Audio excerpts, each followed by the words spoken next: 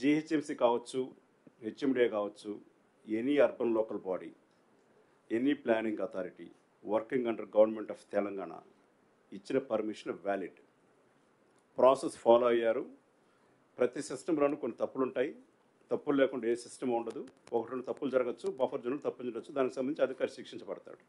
But మధ్యతరగతి వాళ్ళే కాదు, ఉన్నతమైన తరగతుల వాళ్ళు, గొప్ప వాళ్ళు కట్టుకున్న బిల్డింగ్లు కూడాను పర్మిషన్ ఇచ్చింటే దాన్ని వ్యాలిడ్గా హానర్ చేయాల్సినటువంటి బాధ్యత గవర్నమెంట్ సంస్థలపైన ఉంది.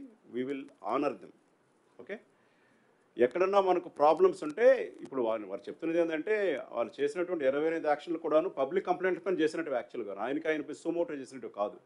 Okay, that's first let's examine. So ప్రభుత్వం యొక్క స్టాండ్ ఇది.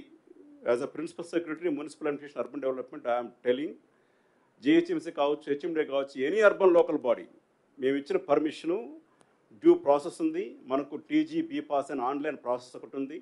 ఇరిగేషన్ వాళ్ళు, రెవెన్యూ వాళ్ళు ఎన్ఓసి వెరిఫై చేసి ఇచ్చారు. ఈ బఫర్ జోన్లకు సంబంధించి, ఎఫ్టీఎల్కి సంబంధించి కొంత సందిగ్ధత ఉన్నమాట కూడా వాస్తవము. సో ఈ నేపథ్యంలో బఫర్ జోన్లో పర్మిషన్ ఇచ్చేశారు. లేకపోతే ఇప్పుడు మీరు అన్నట్టు మనకు దుర్గం చెరువులో పర్మిషన్ ఇచ్చేశారు. ఇన్ఫ్యాక్ట్ మీ దుర్గం చెరువులో కట్టుకున్న వాళ్ళు చూస్తే హైలీ ఎడ్యుకేటెడ్ పీపుల్. అది ఇంకా ప్రాసెస్లో ఉంది. వాటి మీద మనం చాలా జాగ్రత్తగా వ్యవహరించాల్సిన అవసరం ఉంది. గౌరవ న్యాయస్థానంలో అదే చెప్తున్నాయి. So one thing I make it clear, we will honour those permissions given first. Second is, ఉదాహరణ చూస్తే ఎఫ్టీఎల్కి సంబంధించి కూడాను ఎఫ్టీఎల్ ఫిక్స్ చేసినటువంటి మ్యాప్లు అన్నీ కూడాను వెబ్సైట్లో పెట్టడం జరుగుతుంది. ఫైనల్ ఇచ్చినట్టువి ప్రిలిమినరీ నోటిఫికేషన్ ఇచ్చినప్పుడు కూడాను ప్రాసెస్లో ఉంది. ఇప్పుడు అది వాటిని కూడాను తప్పనిసరిగా ప్రభుత్వ వెబ్సైట్లో పెడతాము. ఎంఏడి వెబ్సైట్ కావచ్చు, జిహెచ్ఎంసీ వెబ్సైట్ కావచ్చు, హెచ్ఎండిఏ వీళ్ళు కూడా ఒక వెబ్సైట్ తయారు చేస్తున్నారు, కొత్త సంస్థ, దాంట్లో పెట్టడం జరుగుతుంది. In fact I will tell you one more very very important thing today. This for all media and also for all real estate builders. మన దగ్గర ఇప్పటి వరకు టీజీపీ పాస్ అనే దాంట్లో ఆన్లైన్ ఒక ప్రాసెస్ ఉంది మనకు.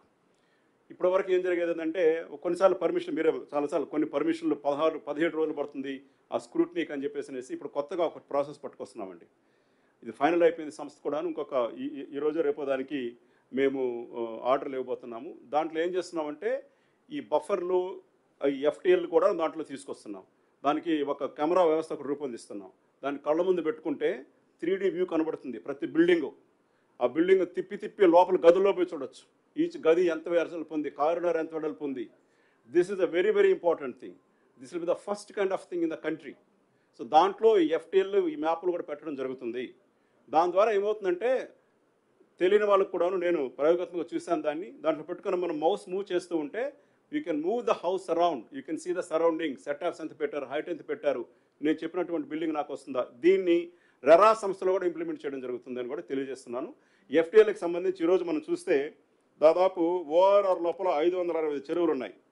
ప్రిలిమినరీ నోటిఫికేషన్ 563కి ఇవ్వడం జరిగింది. ఫైనల్ నోటిఫికేషన్ 139కి ఇచ్చాం. ఈ మ్యాప్లన్నీ కూడా తొందరలోనే వెబ్సైట్లో పెడతాము. ఉదాహరణకి ఓఆర్ఆర్ వరకు లేక్ ప్రొటెక్షన్ కమిటీకి హైడ్రా కమిషనర్ చైర్మన్గా ఉన్నారు.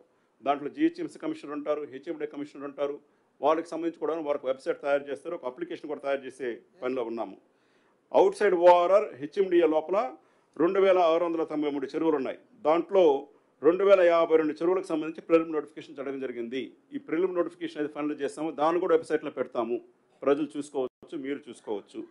130 చెరువులకి ఫైనల్ నోటిఫికేషన్ అయింది. ఫైనల్ నోటిఫికేషన్ అయ్యే లోపల రకరకాల ప్రాసెస్ స్టార్ట్ అవుతున్నాయి. అక్కడ అఫెక్ట్ అయ్యే వాళ్ళు కోర్టులకు వెళ్తున్నారు, ప్రాసెస్ టైం పడుతూ ఉంది. అందుకని మనకు ఫైనల్ నోటిఫికేషన్ టైం పడుతుంది. బట్ ఈ ప్రాసెస్ కూడా తొందరగా చేయమని చెప్పేసి ప్రభుత్వం ఆదేశాలు ఇచ్చడం జరిగింది.